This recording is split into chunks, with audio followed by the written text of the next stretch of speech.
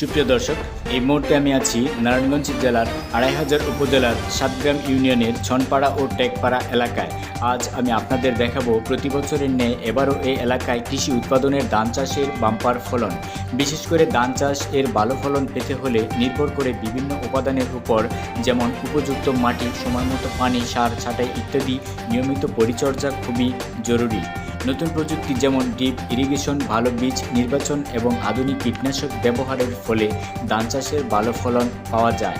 আবার অনেক ক্ষেত্রেই কৃষকরা নতুন প্রযুক্তি অবলম্বন করে থাকে, জৈব সার, গোবর, খৈল এবং পানি ইত্যাদি সাশ্রয়ী পদ্ধতি ব্যবহার করে ভালো ফলন লাভ করে থাকে।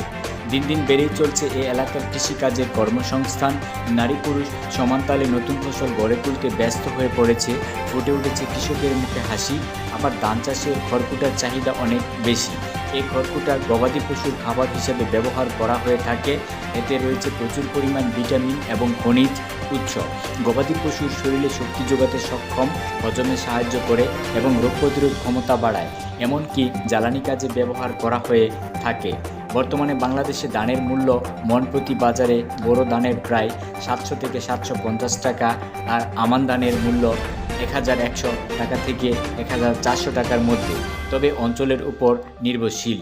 সরকারি ক্রয় মূল্যের ও কেজি ৩৬ টাকা, যার হিসাবে এক মনে প্রায় ১৪৪০ টাকা বর্তমান দরে ক্রয় বিক্রয় করে থাকে স্থানীয় কৃষকরা। আর সেই প্রত্যাশায় নতুন কিছু ভিডিও নিয়ে আবারও দেখা হবে। আল্লাহ হাফেজ।